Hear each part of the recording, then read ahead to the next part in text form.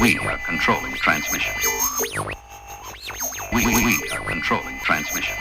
Here we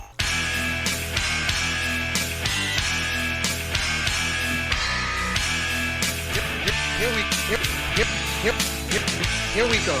We are controlling transmission. Controlling transmission. 3.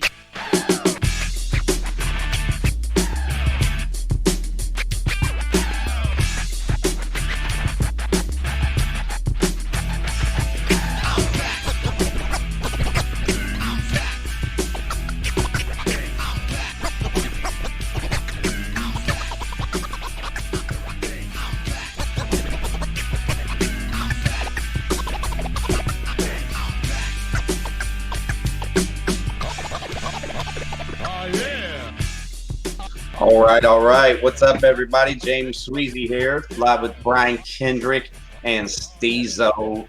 What's up? Yeah, dude, I don't know if Alan Barnett says, hey, what's up, Alan? I don't know if I've ever been any less unprepared for a show. From Recovery Radio to this show, or Steezo and I had a broadcast before. I don't know if I've ever been more unprepared. Don't tell him that. Don't tell him that, James. Everything is methodical. We're very planned out. Oh, yeah. So, all right, the bot just went off. I just got I'm subscribed to my own bot.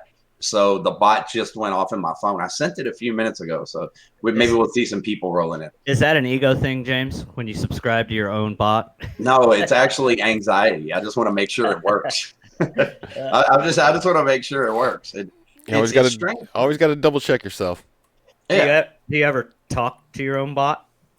No, actually, yes. Actually, I do. When I'm programming it, it goes off on my phone, then it comes back. What's up, Krista? Sober Momsters in the house. Patrice Foster, been a while. So, yeah, we have a terrible show for y'all tonight. As you know, John Eric says, you're always supposed to say we have a great show for you tonight. And I'm just going to be honest with it. So, let's see where we're at. Kevin Hatfield's in the house, as always. What's up? Michael Burdick says, what's up, Brian? What's up, Michael? Dude, we were talking before in our little warm-up. We've got a pre-show we do for a few minutes. Then we got a post-show we do, but actually it's only Steve and I that do it, because every time as the show's ending, as we're saying bye to you all at night, Brian's like, gives his last little final shout-outs, and he clicks the exit button, and then Steve and I are sitting here waiting to do a post-show to say, hey, good show, good job, and Brian's just gone every time. I'm old. I get up at like 4:30 a.m., and I'm sitting in a sweat box right now, sitting in a sweat box. It is a little toasty in that room, dude. And it messes up the camera every time, too, because he exits out, and it moves both of our cameras. Yeah, so when you exit out, it knocks everything out of frame. Yeah. I stuck around last week, James. It's because I wasn't here. And I apologize for that, boys. I was out in northern Pennsylvania visiting some friends. That's all right. Hey, we made it work. We talked about coming off Suboxone last time. We talked about that a little bit. And then somebody went in the comments and said, hey, guys, I'm going to write up something that is the best way to come off Suboxone. So if anybody's interested, just let me know. And I'm going to send out a mass message. And I was like, okay, you're not going to advertise Kratom in my podcast. You know what I'm saying? So I had to go ban him. He's messaged me a couple times and say, I know the way. You know what I'm saying? And I was just like, bro, I'm already on here on my show. I work at a detox. That's my point. That's why I talk about it. If somebody wants to come off of it, they call us and ask us, right? Exactly. And you're in my comments broadcasting that you're going to come up with something. What that meant, let me translate that for you. That means he was going to run off and try to find somebody to buy Kratom from in Indonesia and see if he could get a deal on it. Then if you all message him, he will then do the math on it and see if it's worth ordering it so he can then sell it and ship it to you. So I had to block him. So you guys heard it here first. Kratom dealers have no moral ethics. I get messages from Indonesia and all those places every day. I get emails that give me the price per kilo and all that stuff. And I just say no, and they go, can I ask why? And then I'll block them. I'm like, I'm not taking 2 messages from you. What do you mean, can you ask why? Alan Barnett says, don't do it. Yeah, Kratom by the kilo? Kratom by the kilo, yeah. And it all comes down to using something to change the way you feel. You know what I mean? Exactly. It's just that. But a pill or a drug to cure a drug habit. Yeah, a drug for a drug. That's how is everyone. William Avera, I hope I'm saying your name correctly. He says, Derek Messer's watching. We got some more people coming in. do me a favor. Help me out, y'all. Just comment. You know what? This sucks for the people that listen on our podcast, though, when we talk about the comments, because it's awesome. If y'all go over to Spotify, Digital Influence Live is on Spotify.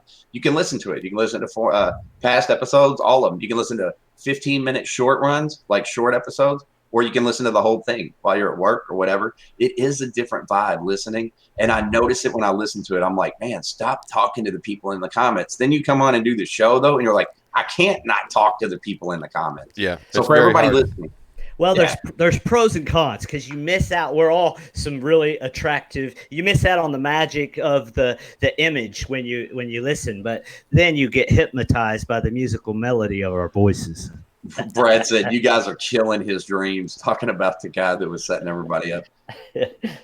Yeah, Heather says, "Absolutely, give them a call. They will help you out. They're great." Yeah, I don't know who Heather's talking to. Valued commenter, it says on Heather too. Thank you for that. So if you guys are watching on my page, James Sweezy Live, I can see your comments. If you're watching on YouTube, Twitter, anywhere else, we're live right now? That's it, right? My personal page, YouTube, and Twitter. If you're watching on YouTube and Twitter, I do apologize. Steve, do you think we could get that thing set up where we could see all of the comments? Do we got to go in and find it? Yeah, on the Restream. Yeah. We have simulcast. Yeah, I'll look into how to make that happen. So you want it on the page?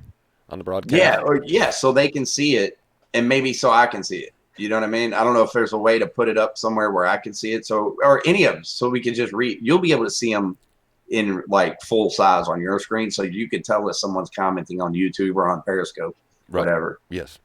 So Patrice says, read the comments. People have questions. Yeah, if you guys have questions, all you have to do is go to the top of my page at James Sweezy Live and hit the message button, send it over. The live squad is over there right now. Somebody will most likely answer your question while we're live.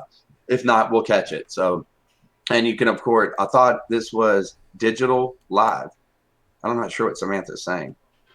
It is digital and we are live. Yeah. Digital Influence Live, but you can call it digital, whatever. We call it Dumpster Fire most of the time. And I would never call it that. Yeah, Nikki says Facebook shows all comments. Yeah, Nikki, but we're live on 2 Facebook pages. Usually, we only did 1 tonight. We're usually live on my Facebook page, my personal one, live on my fan page, YouTube, and Twitter all at the same time. So when I'm watching the comment, what's that? And we're also live on Lose the Radio as well. Yeah, and we're live on Lose the Radio. So we're live on 3 Facebook pages. So people watching on Lose the Radio, I'm sorry, I can't see your comments because I'm logged into my page watching. Right. So we're going to try and merge that all so it comes into one box so we see everything written. Yeah. You said you can't see posts all around. Yeah. So let's see. Search as speaker tapes Kevin's talking about. I don't know. I'm getting confused reading the comment. The comments are running me at this time. It's confusing me. Yeah. I'm lost. Casey wants to know what we're talking. I think her name was Casey. I got to scroll back down. Yeah. Casey wants to know what we're talking about. Casey, welcome. And we don't have anything planned out at all. So that's just the way we roll. A lot of times we just start talking. Brad says it's the best dumpster fire to listen to. So there you go, Casey. You're absolutely the best dumpster fire. Can't see anyone who's texting, Susan says. So Samantha says skip to the chase. So let's see. Oh, we were talking prior to the show. All right. Y'all understand. We get messages on a national, actually international. We get them from Australia, Canada, New Zealand, Ireland, a lot of places. We even get them from some Russia. We get some people watching. India. So anyway, thank you. We get messages. Huh? I said thank you. Yeah. We get messages from all over, right?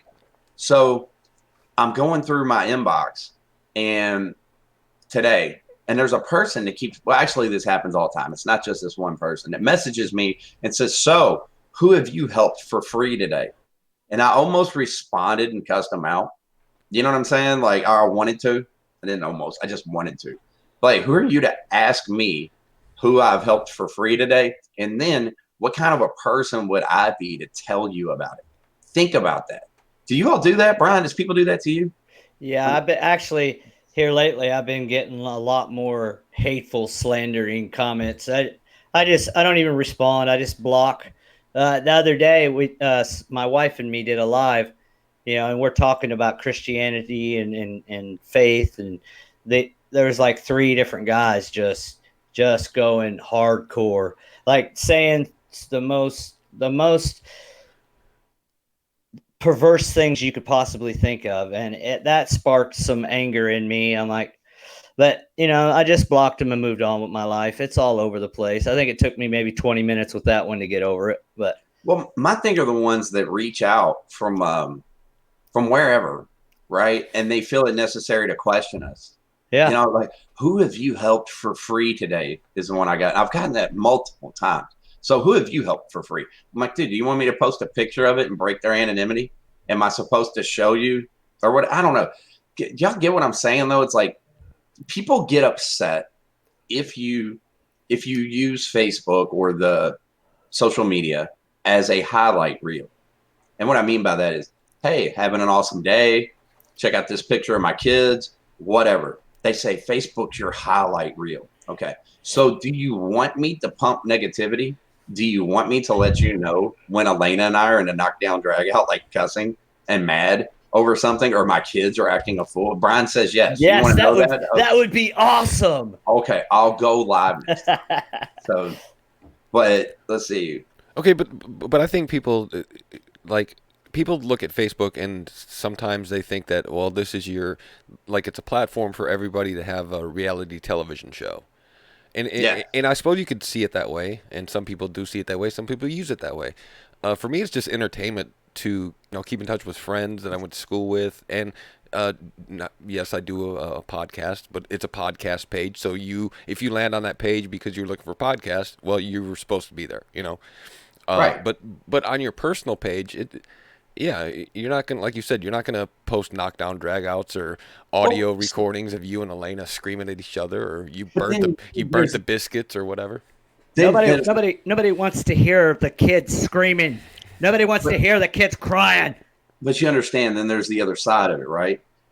I don't like it when people put all their drama on the internet. Exactly. Right? So I don't call people out for putting a highlight reel on the internet. It seems like you got this crew out there that's mad either way. I don't want to hear about your drama. I don't need the vague booking, right? The vague booking. How could you do this to me, right? With an angry emoji. Then they drop down a couple sentences and throw in a couple middle fingers and be like, you know who you are, and this and that. It's like, well, if they know who they are and you know who they are, I think you have their cell phone number. You could have texted them that. Why bring it public, right?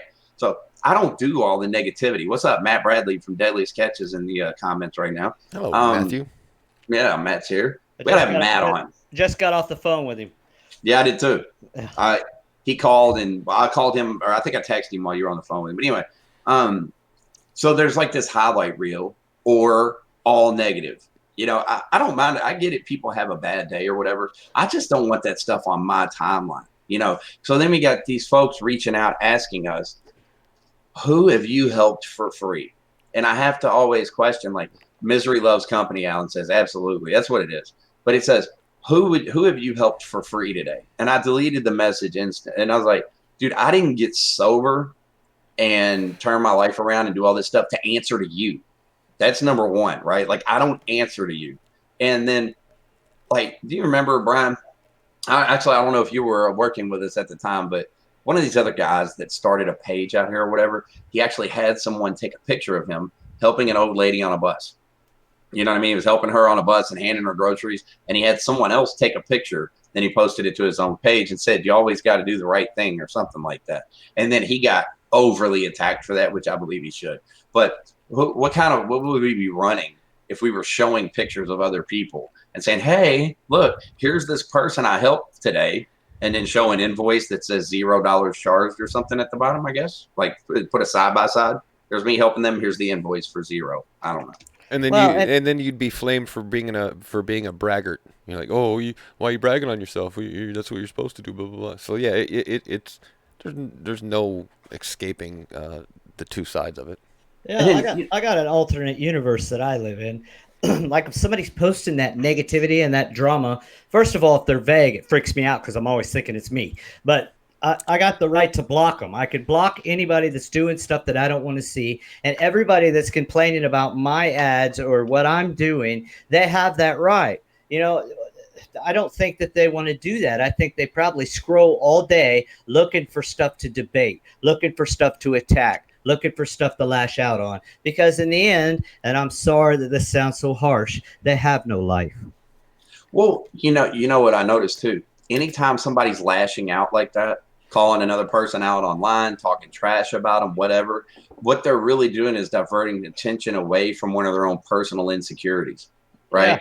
It's just about anything. Anytime something breaks out at work or at the local recovery center where I do classes or something, I have sponsees and they're always, I hate that guy in the meeting. I can't stand him or whatever. What do we always do? We turn around and look at it and say, okay, so what's wrong with you that's really bothering you that you're taking it out on that guy in the meeting right now?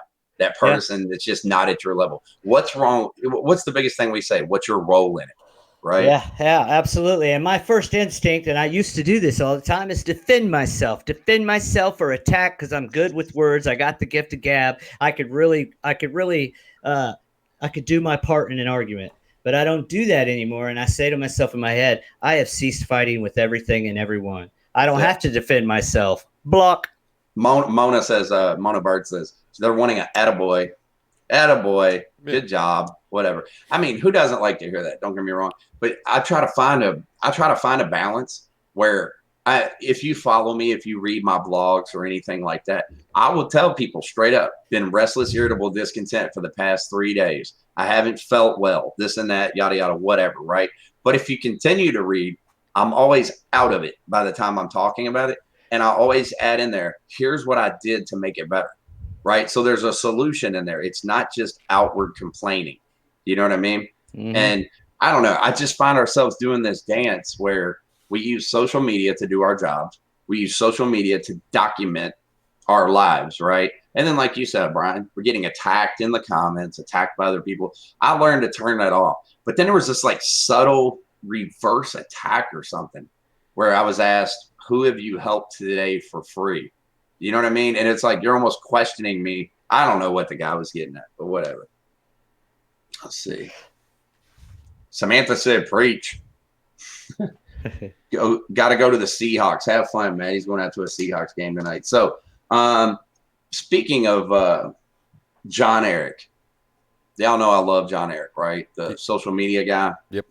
That's why we're live on just one of my Facebook pages tonight, is because I've learned recently it's like you want to leave 90 minutes in between your posts now. He was talking about that, but he was also talking about if you post on your personal page and your fan page at the same time, you're actually competing against yourself. But John Eric said something, so that's a tip for you all. If you've got multiple pages and you know how at least I do, I go in these spurts where I'm like charged up and ready to do social media. So I go in and update every page.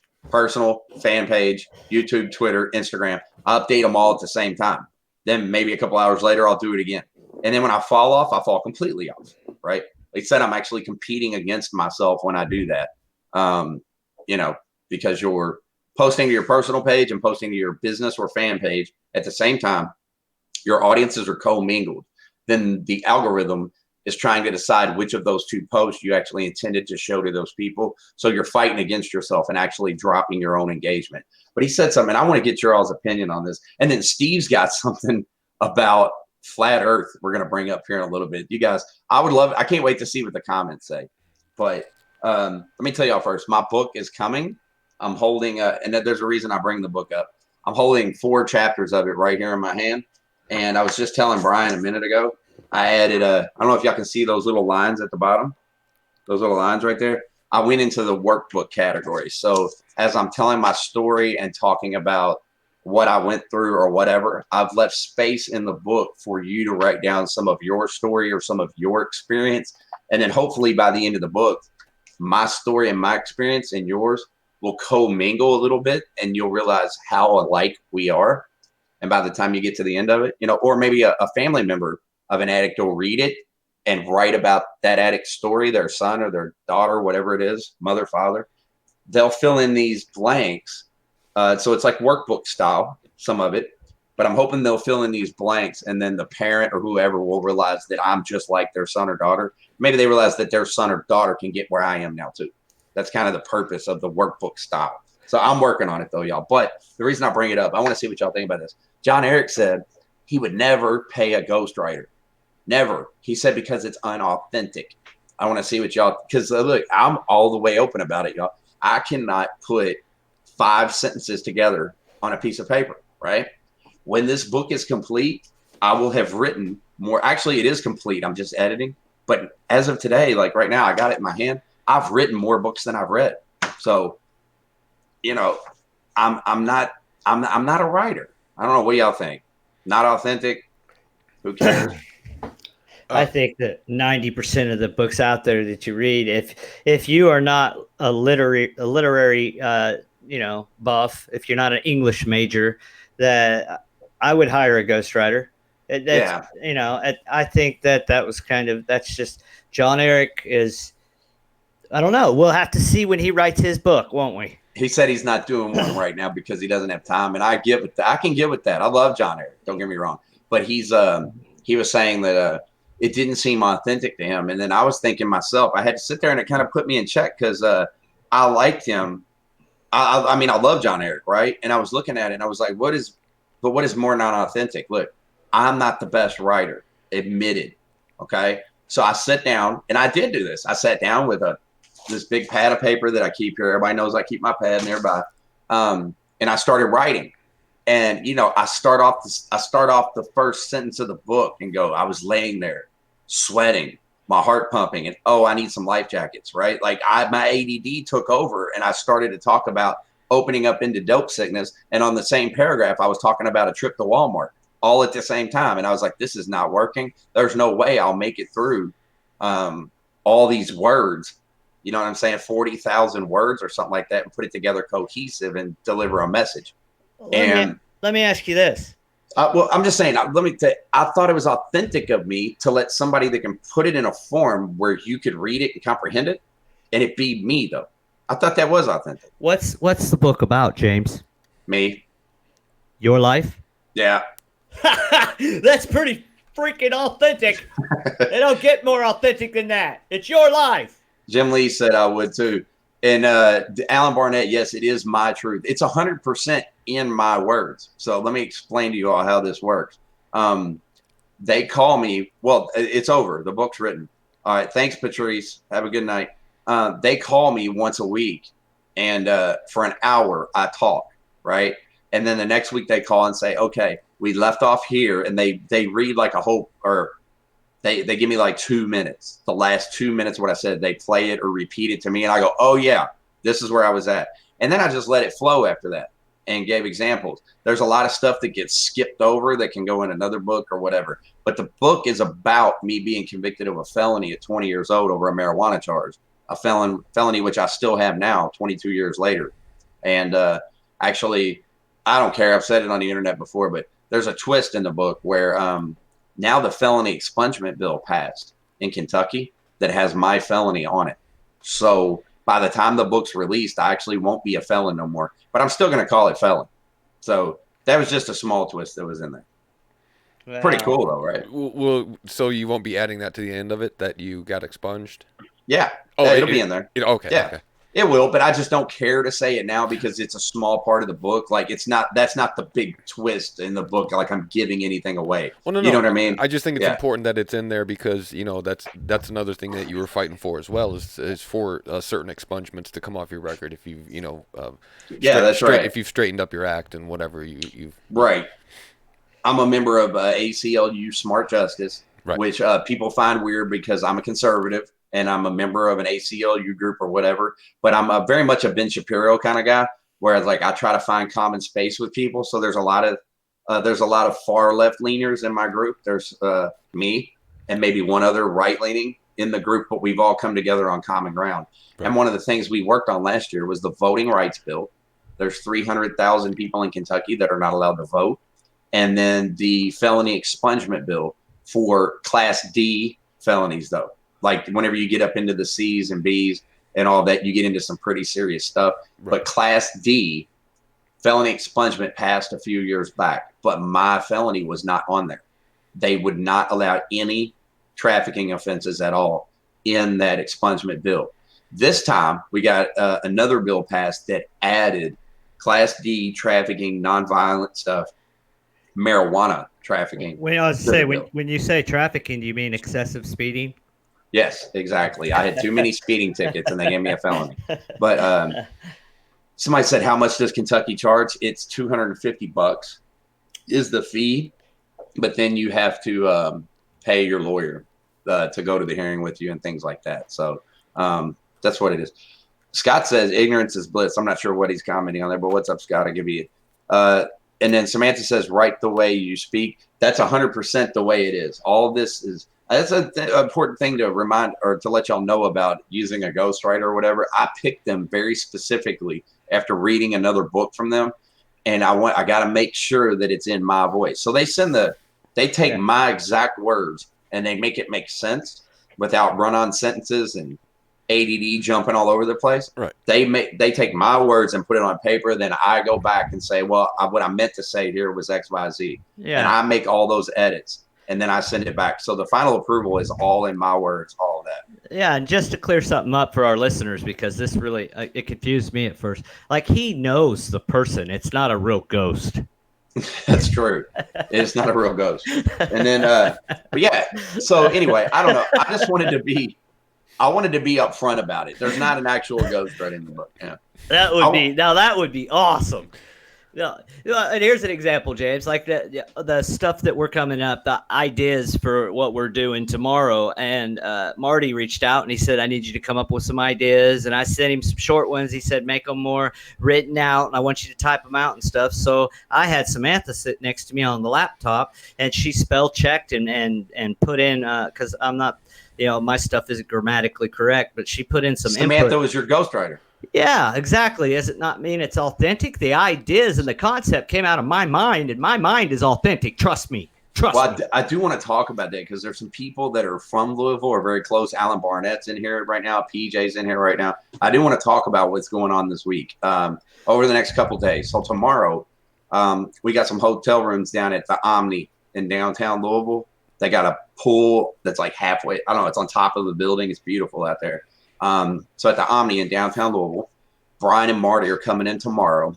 And the whole idea was to get together to film videos for what you all see on the internet, right? That's the idea. So they're going to stay tomorrow night. Then Tuesday's the big day, right? So they're bringing Chris Cobb with them, who does some video editing for us and some filming and some pictures.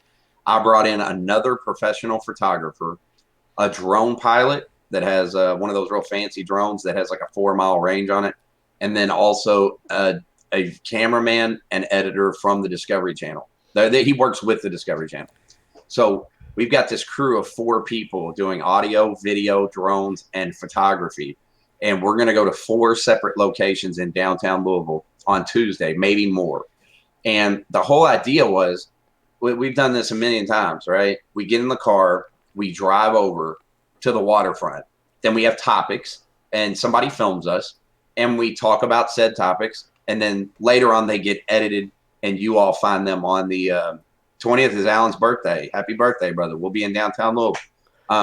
But we go to the said location, stand there, film the topics, and then they get edited later, and they show up on our page in the form of a video that you all watch, right? So I had an idea.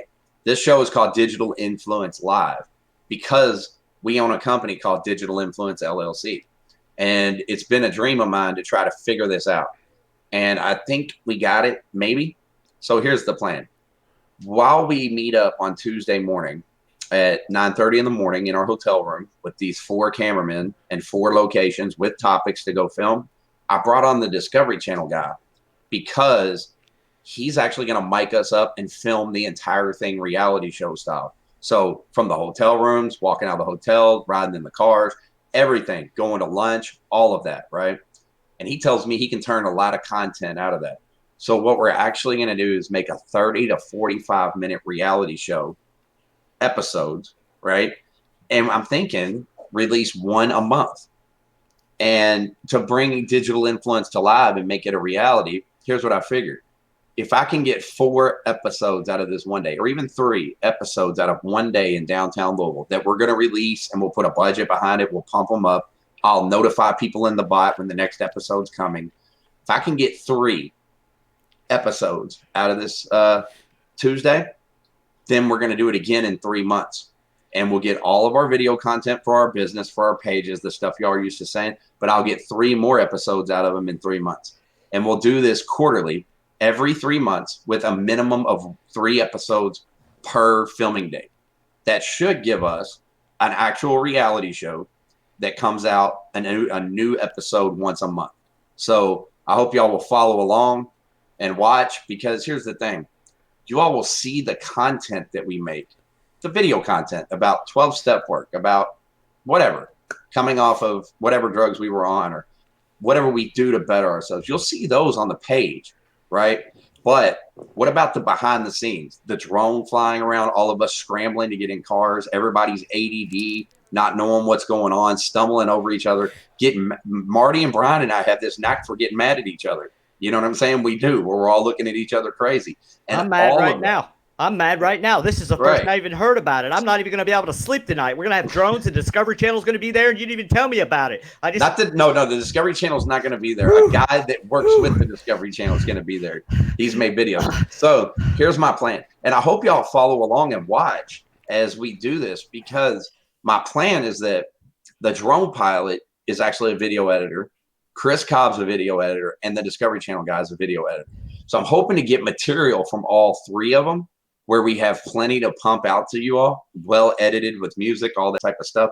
But once a month, an episode will come out that shows you, we're going to digitally influence people live, digital influence live. We're going to show you how we do that, how this stuff comes about with a complete behind the scenes. And then I don't know if we've talked about it on this show or not.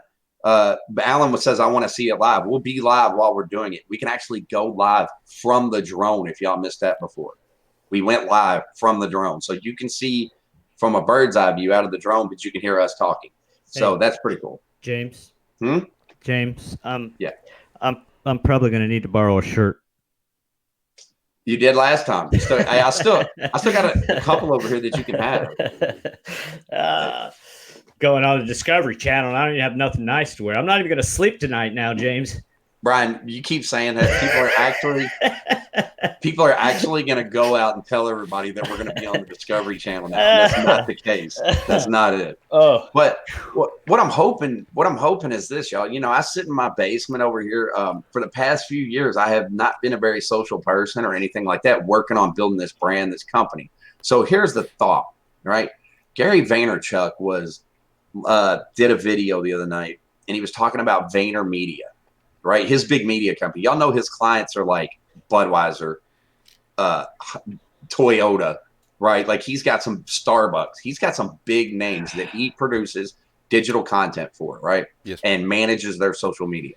So he was talking about VaynerMedia, and he said, did you know VaynerMedia will do $150 million this year, but he's only going to make about 1.5 million on it. 1%. And somebody said, why? How is it $150 million comes into the business and only 1.5 million profit? He said, it's because it's the machine, bro. That's the machine. All of those people creating all that content, all that learning going on, all that market research and knowing how to do it. Well, guess what? That whole team works for him. You know what I'm saying? That's why he's going to have 10 million followers, and anything he touches, whether it's a new, whether it's a new show or he releases a pair of shoes, that's why everything he touches is gold, because he's got the machine. Look, Jennifer brings up a good point right here. She goes, they should totally put you, or she says, they should put you guys on the Discovery Channel. I'd watch. I don't want that, right? I don't want Discovery Channel. I don't want A&E. The only channel that I would love to pick us up would be MTV, just because I've been watching it since I was a kid, and it would be awesome to be on MTV. You know, you'd be like, if Discovery, Rob Dyrdek, me, and then pregnant 16-year-olds. Just in case, disclaimer, in case Discovery Channel or A&E are watching, I'm totally cool with it. I would do either. I don't care if they're watching. Look, here's the thing. The mold is being broken, right? Here's what I'm getting at. So I already, what's up? Marty Norman's in the house. Marty, I was just talking about our little venture on Tuesday. If any of y'all are in. Did you know, Marty, that the Discovery Channel is going to be there tomorrow? Marty, Brian is going to have everybody thinking that we're going to be on the Discovery Channel. There's a guy that works with the Discovery Channel that's coming. He's a very good cameraman and video editor. But anyway, the thing is, I was telling him, Marty, what we talked about earlier, and that's about Gary Vaynerchuk's machine that churns out all that content with his big advertisers. He's got Budweiser, he's got Toyota, all them, right? We need our own machine. And that's what this is all about right here. We've been walking out in our backyard. We're taking a cameraman with us every once in a while. We've been filming ourselves, our own B-roll. We hold cameras out, y'all, when we're walking onto airplanes. People think we're nuts. It's just like Brian's doing right there. We walk around and hold cameras out, and you see us walking through an airport or getting on an airplane. That's us holding our arm out, filming ourselves, right? And that's our B-roll. Then we take our cameras and we film ourselves talking. That's our A-roll. And then we have somebody mix it together, right? And at some point, the machine has to come alive. We got to put the money into it, the effort into it, and all that. So that's happening Tuesday in downtown Louisville. If y'all want to come, be a part of, watch, hang out, have lunch with us, whatever. All you have to do is message me on my page and let me know you're going to be in downtown, and we'll give you the location where we're at filming. So we're going to go location to location, filming the stuff we always see us put out. But there will be a photographer and a reality show style camera guy there filming all of the behind the scenes to create reality show episodes to release to you all once a month. And once I get that figured out, once we get that figured out, then we will up the ante and we'll start doing it every 6 weeks and try to release an episode to you all every week. And we'll put budgets behind it. We'll use the bot. We'll get you all to click on see first or subscribe to the bot. So you'll know every time a new episode of behind the scenes is released. You can watch it, hopefully learn from it, you know? Who's gonna drive the bot? Me. I drive the bot. I drove it tonight. Alan Barnett says, I love it. Well, you know, that's what's Marty just said it, feed the machine. That's what's been missing, right? I feel like I've gone stagnant. You can only walk outside in my backyard. Most of y'all that watch my content, you know, it's me in my backyard. You see the trees going by, the same fence, the same whatever, unless we're on a trip. You've seen some stuff from Vegas, New York, or whatever when we're on a trip. The background changes, but it's all been filmed, produced, and put out in the same way. And here's the thing where I forget who it was that commented and said that the Discovery Channel should pick us up. Here's why I don't want that. Because the scale's tipping, right? You don't have to get recognized by the Discovery Channel or A&E or anybody for that matter to have your own reality show in 2019. You don't have to. You can do it from your living room or basement. Brian's sitting in a non-air conditioned room right now. I've been there, right? Steve is sitting in his living room right now. It's my studio.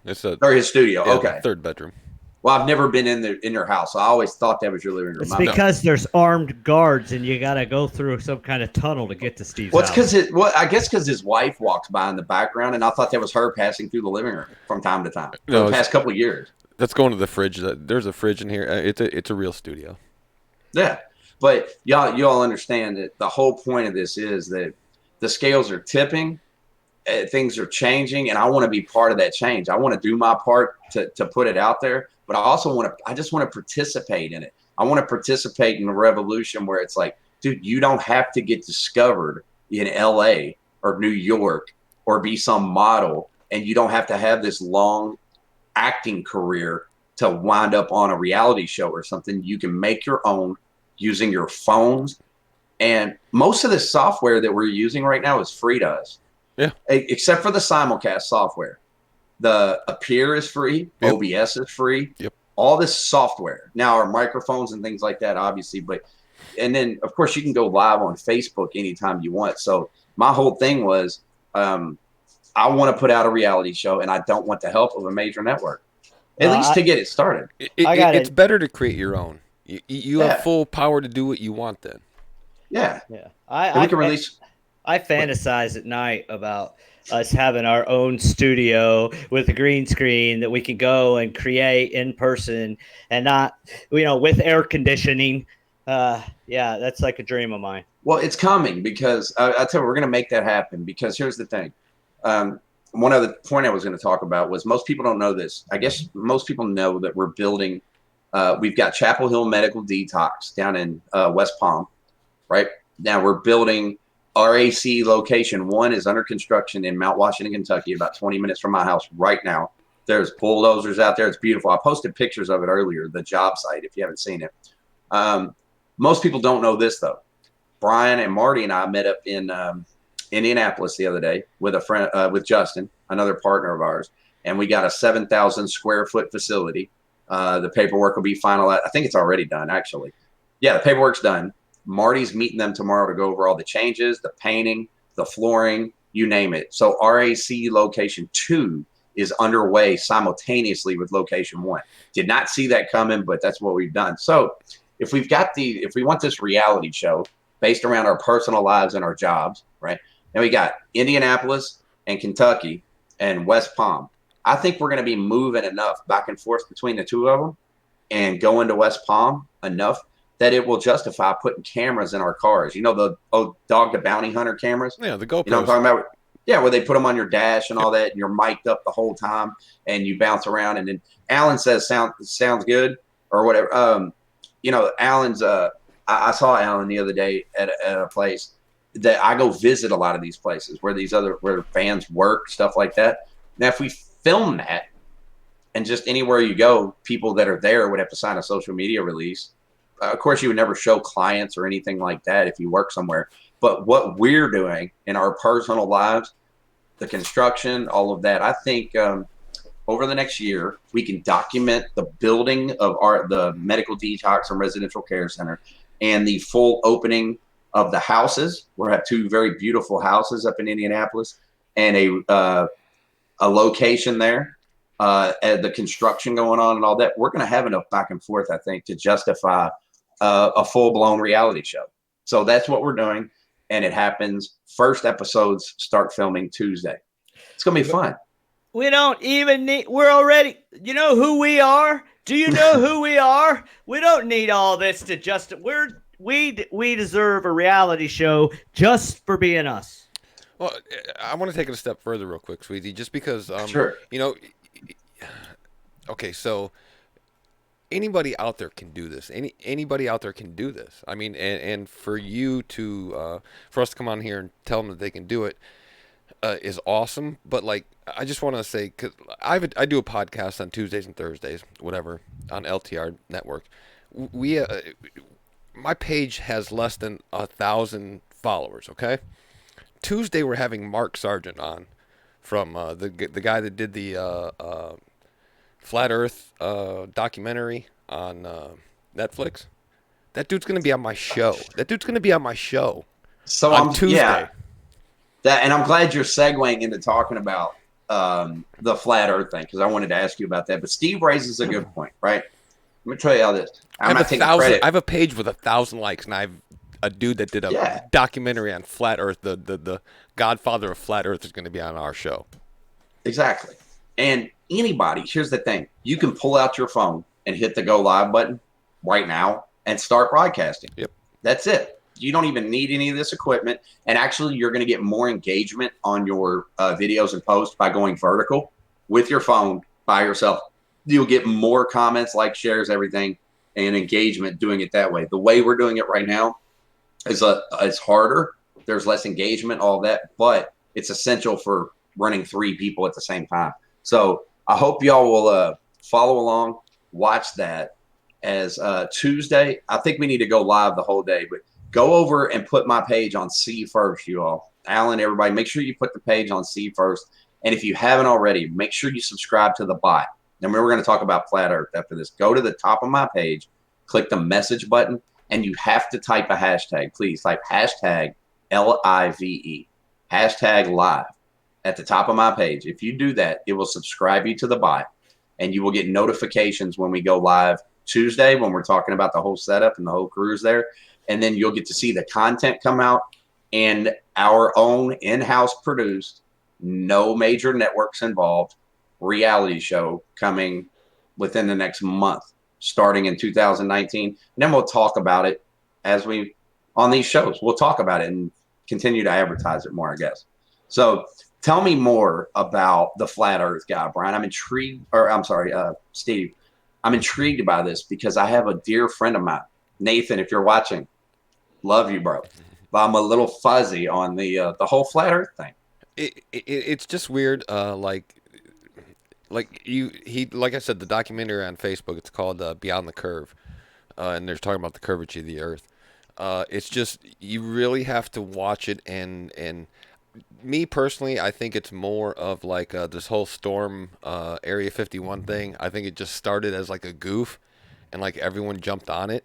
No, it's Right. true. It's true. The Oh, Earth is flat. It really is flat. Yeah, I've seen it. Have you been to the edge? Well, they're like it's the Truman Show. They think it's like really put together like Hollywood. Like there's edges of the earth and everything is like the Truman Show. Right. So what's his argument though? Because I spoke to another flat earther. My tattoo artist happens to be a flat earther, right? And I asked him. I said, okay, the obvious thing is, why don't any of you all go to the edge of the earth and take a selfie? Then you'll be the first. You'll be the person. Like it's worth the plane ticket, right? And Yeah. he told me, right, it's worth all of it because you get to be the person. Like you'll be known in history for the eternity as the person. You proved that it was flat. You're that guy, right? It's not that easy. You're the James. new Magellan. the aliens won't let you. They won't. That's pretty much what he told me. But so if the Earth is a disc like this, right? Oh, I said, we're okay. a petri dish run by aliens. That pretty much. But look, if it's a circle, it's a flat like frisbee like this, right? And they say it's not a frisbee; it's kind of all along like that, whatever. So my thing was, where's the equator, right? And where's the prime meridian? How does that work? He said, oh, that's simple. If the Earth's flat like this, the equator is actually in a smaller circle on the inside. So you can go all the way around the equator without having to hit Antarctica or anything like that, or the North Pole and South Pole. He said, but it's in the center and you go like this on the disc. And I said, okay, so why doesn't anyone just hook a 90-degree right off of that pattern and go to the edge and take a photo? And he told me, he said, you're not allowed to. If you try to go to Antarctica You shouldn't or even anywhere speak like about, that. You shouldn't even speak about it. I've never seen anyone on live video go to the edge of the earth or to attempt to find the edge of the earth, being live on Facebook and be denied. Oh, you can't. I'm sorry, sir. This is the end of this road. You can't go beyond here. Truman Show. Yeah, exactly. You. All right, Alan, see, here's the thing. This is why I don't hate on him or nothing, Alan. Just so you know, he says he has a friend that can definitely prove it, right? Have him on, Alan. Get him on Steve's show. I'd love to see this. Or even have him on this show. I would love to hear it, see it, whatever. I don't hate on none of them. My buddy Nathan swears on it, whatever. And I'm like, you know what? Here's my biggest thing. I have not gone to Antarctica to prove you wrong. So I'm not going to say you're wrong. But as a pilot, I'm a hobby pilot, right? I don't get paid to fly, but I pay to fly. As a hobby pilot, I have one thing that's trouble with me wrapping my head around is all of our navigation and satellite systems and flight, you can fly all the way around the Earth, right? Yep. All of that works wonderfully based on the system we have. If you flatten the Earth, none of that works anymore. No. So there's this big faux pas somewhere where we thought it was round and all of our navigation, our satellites, all that stuff works just fine based on all of that math and that geometry and all that knowledge. But now it's flat. It doesn't work anymore. Right? You can't base this on the logic that they've implanted in your brain since birth. I mean, you wouldn't know if you reached the edge of the earth. You wouldn't know because they're that good. And here, I'm gonna prove my point. Have you ever spun in a circle until you fell down? Yeah. Exactly. Oh. So yeah, again, Alan, I don't hate on anybody. Let's say Jennifer says, but if it's flat, then why haven't the cats knocked everything off the edge yet? That's a great question, actually. She brought it all the way center field. Mary says, how you doing, James? Everything going great. I need your advice. Message me at the top of the page, Mary.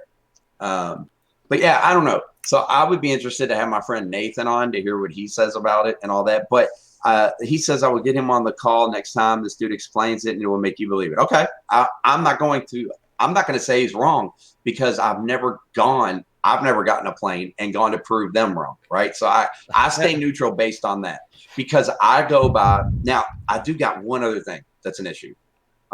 You can Google this yourself, look it up, but people make these all the time. Do y'all know what a high Google's in on it? Google's in on it. Do you know what a high altitude balloon is? Yes. Do you guys know what that is? Yep. I worked on a ironically, it was called Speedball, but I worked on a high altitude balloon project that took a year to build, and it was called Speedball 1 to be exact. Where you take we used a metal housing, but people use styrofoam coolers too. And you can buy high altitude, high weather balloons. You can buy them at Hobby Lobby. You can order them online. And it's 2 of them, and you fill them with helium. They're huge, right? Yep. And they will travel up to the edge of the Earth's atmosphere and explode, and whatever payload or cargo they're carrying will just fall back to the Earth, right? Yes. Now, what people do is inside that styrofoam box, they put a camera in there, a GoPro or an old cell phone of some sort, a camera in there, cut a hole in the side, and they set it to take pictures rapidly the whole trip, right? We did that on our balloon. And then also they put some type of tracking device in there. There's actually, Google has a website where you can program a phone or you can buy a tracking device, and you can watch it as it travels up through the atmosphere. And you can, as long as it doesn't crash and destroy it, which happens sometimes, it lands in water, the ocean, or whatever. If it lands on Earth, you can go to your phone or any desktop, and it will give you a map to exactly where it's at. And that's how you go retrieve it, or ask someone else to retrieve it and mail it to you, someone in that area, whatever. But then you get it back and you get the pictures, okay? These pictures are all over the internet. I was on a team that took some of the pictures, and you can clearly see the curvature of the Earth. So that's my only other hang up as far as that goes. Mirrors and reflections. And here's something with your scientific mumbo jumbo. Listen to this. I've walked very long distance. I'm talking miles and miles, and never once did I end up turning upside down. And then I saw a meme on the I saw a meme that raised a good point the other day. That's a good point, Brian. But No. And another thing with the through flat drug earthers, they're saying that gravity, the Earth is flat because there is no gravity. Gravity doesn't exist. Okay. That's another part of their argument. I'm not going to argue it. I just want to hear what they have to say. We got to create middle ground and let the flat earthers come on. And Nathan would be happy to do it. Alan said he's got a guy that definitely can prove you wrong, all that. And I saw a meme the other day. So I might switch over to the flat earthers side, right? I saw a meme the other day. Maybe we're both right, and it's like a half circle. Well, so the meme was of this helicopter sitting there hovering, right? It was just a picture of a helicopter hovering. And it said, if everything we know is true, all this helicopter has to do is hover here for 12 hours and it'll be in China. And that raised a good point. You know what I'm saying? Like, all you have to do is get in a helicopter and hover outside your house for 12 hours, and the Earth will turn underneath you until China pops up, and then you can land and be in China. I mean, you'll get arrested, but yeah, supposedly supposedly you can do that. That's a logical theory. It is. I just wish someone would speak on this video so my mother could hear that addiction causes bad choices and also causes people to hurt people unintentionally. Addiction causes we make bad choices based on what we want, right? Mary said, so my mother could hear. I made those choices myself. Now, at the time, in full-blown addiction, a survival instinct kicks in where I don't want to be dope sick, or I enjoy being high, right? And I made decisions based on what I wanted. I stole things. I manipulated people. I took money, but still, nonetheless, all of those, my personal choices and my decisions. And I didn't get sober until I made a decision to not do that anymore. So that's what the 12-step process is for. And that's what the amends process is for.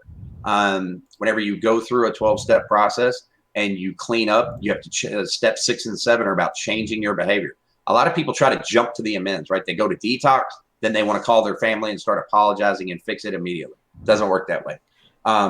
You go to detox, you clean up, you go through a full or half of the 12-step program. You get up to step 6 and 7 where the behavioral change takes place. You're working with your sponsor, you're changing your behaviors. And once your sponsor feels like you have changed those behaviors and you're now making better decisions for yourself, and you're in a position where all of those choices you're making are for the better of yourself, your family, whatever, then they will instruct you to go to the amends process. It does no good to make an amends someone while you're still displaying the behavior. So you can't go to someone and say, hey, my bad that I'm not saying that the person asking this question did this either. This is just an example. I'm not saying you cannot go to detox and then walk out and expect, or even if you don't go to detox, you can't go get off dope and alcohol and then walk out in the world and expect everybody to accept you and accept all those bad choices, decisions, and destruction that you caused. You can't expect them to just accept that you're not going to do it anymore. It comes through a process, Alan just said, exactly, of you displaying better decision making, different behaviors, and they watch you over a period of time and go, damn, he really is or she really is doing something different. Then when you approach them with the amends process and you uphold your amends to them, you're on a more solid footing. That's one of the biggest mistakes anyone can make in a recovery community or in a recovery process, in my opinion, is to try to convince other people to see it your way before they're ready. Does that make sense? Yeah, Absolutely. And we also got to remember there's two kinds of pains: the kind that hurts and the kind that motivates. And I would have never changed if I didn't hit my bottom. I finally had enough pain. The worst thing we can ever do for an alcoholic or an addict is prevent them from hitting their bottom. Nobody talked me into getting clean. No. I was tired of hurting. Yeah, I didn't get talked into getting clean either. I got intervened on a little bit, but yeah, let's see. Larry says, dude, what's up? How were the tacos? You never said if they were delicious. I posted it in my story. I guess Larry was watching my story. I tried to go get tacos in Tampa, and I walked out. Did y'all watch the story? Yeah. Dude, it was blistering hot outside. I had a button up on, and there was no sidewalk, and I could see the taco restaurant, so I just started charging for it. I got all the way over there, and then the sign in the window said cash only, and I had to turn around and go back to the hotel and change clothes because I was sweating so bad. And then I went back to the taco stand, and when I went in there, it was a whole restaurant. It's a big building, but you walk in, and I posted in my story, I was like, dude, these tacos are about to be fire because there's only 3 tables in the entire restaurant, and there's Hispanic people all in line. I was like, and dude, Yahtzee, they were fire, by the way. Thanks for asking. There was one of two things very evident to me when I watched that day is one, there wasn't nothing else around, or two, you was really motivated to have you some tacos. Okay, so there was, I forget the name of it. It was Lazy's Barbecue or something like that, and they had a big neon sign. And when I was pulling into the hotel with the Uber driver, I told him, I said, that place has got my name all over it. I've never heard of it before. It looks like a mom and pop place or whatever. So he drops me off, and I guess it's about 6 o'clock, prime time, right, for people eating out. It was about 6 o'clock, and I wanted to go eat. And I walked out of the hotel, and I walked up to the barbecue place. There was not a soul in the building, and there was not a single car in the parking lot. There was just employees standing in there fumbling their thumbs. And I was like, never mind. Yep. And I turned around. You was drastically overdressed too. I was bad. You was looking sharp. Dude, that was a nice fit though. I had Crevos on and that Ms. and Main shirt. That was pretty fresh, but not for South Florida I wasn't in South Florida. I was in Tampa. But let's see. She said, say it again for the people in the back, for those who don't want to listen. So yeah, what she was, so yes, the tacos were fire. Thank you for asking. They were really good. But, what I was talking about was, that amends process. I heard Elena talking to someone about it before. I've done it myself. And the whole purpose of an amends is you have already changed the behavior already for a period of months, even years, maybe, that you've already changed the behavior. You're displaying that and telegraphing it outwardly to people, and they will start accepting you a little more. And that's when the door is open for you to sit down and say, hey, there's a specific way that I was taught to make an amends too. This is what I did to you. How did that make you feel? And then shut up. It's not a discussion. I ask them, how did that make you feel? And I'll let them say whatever they want to me. They can call me a POS. They can say, most of them said, just keep doing what you're doing. I'm proud of you, whatever. But they can say, don't you ever talk to me again, whatever. No matter what they say, I'm good. I can sleep at night after that because I did everything I could to clean it up. I changed my behavior. I came to you directly. I offered to make it better. And if you didn't accept my offer to make it better, I'm going to sleep like a baby, because that's on you now. I came back and tried to fix it. So that's all you can do. That's where we're at. Yeah, that's it. George Carter says, I'm 4 months today, and people still doubt me. You can't worry about that, George. You can't worry about it. Look, don't try to win the argument. Just prove them wrong. That's it. You know, You keep going, and eventually that stuff don't get to you no more. Most of them, you don't let the haters don't bother you so much. The more grounded you get in your recovery walk. Sarah asked, where can someone go to learn how to deal with the family member or loved one who is the addict? What do you look for? How do you know if someone's getting better? Whatever. So yeah, feel free to message me at the top of the page there. Feel free to message me because we're running out of time. We're actually 2 minutes over. And what's up, Kevin Schmidt? Guys, yeah, she said Al-Anon. Jennifer gave a great piece of advice right there, Al-Anon. So, guys, be sure to check us out Tuesday. If you have not done so already, go over to my page, James Sweezy Live, and click the message button and type in hashtag. You have to put a hashtag. Type in hashtag live, Live. And what will happen is the live bot will go off and tell you that you're subscribed. And then once a week during this show, or when something big happens, like maybe the release of my book or when we open a center, you will get a private message in Messenger, not spam. It'll just go to you, and it will tell you what's going on. So you can click and watch the live or see what we're doing. So go over and subscribe to LiveBot if you have not done so already. Yeah. Anything to plug, Brian? Yeah, it's been a great show. I'm actually Pastor Brian Kendrick. You could find my digital church at Brian Kendrick Live, where it's just all centered around community, fellowship, and love, baby. I love that you're calling it digital church now, by the way. I meant to tell you that. I saw it. You got to keep that hashtag rolling. Yeah. Hashtag digital church. Steve, plug Lose the Radio, your other show. Yeah, check us out Tuesday night. We're gonna have Mark Sargent, the author of the Flat Earth Society, or the documentary on Netflix, Beyond the Curve. Will be on. That's facebook.com/lose the radio, Tuesday at 8:30 Eastern. I'm gonna have to watch it now. And guys, hey, just check us out over on Spotify. If some of y'all say, hey, I missed the live or whatever, if you don't want to go back and keep your phone out and watch the whole live, jump over to Spotify, Digital Influence Live on the LTR page, or just type in Digital Influence Live on Spotify and listen to us live. Or no, not live. Listen to us recorded and edited over there. You listen to us live right here. Yeah, so Spotify's the podcast side of it. Yeah. Thanks, Jim Lee, for watching the whole time. Mary, George, Alan Barnett. We appreciate you guys. Jennifer says, great show. I thought it was trash. But I hey, thought it was great, James. I swear, we sound so much better when I listen after. When I'm talking during the show, I'm like, this is just awful, man. Why do these people even pay attention to me?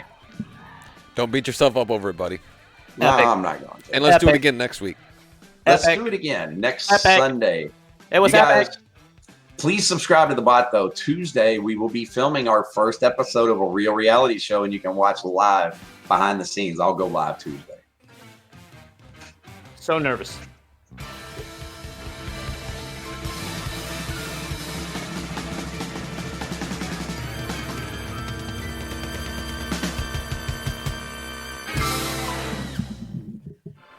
Postgame is brought to you by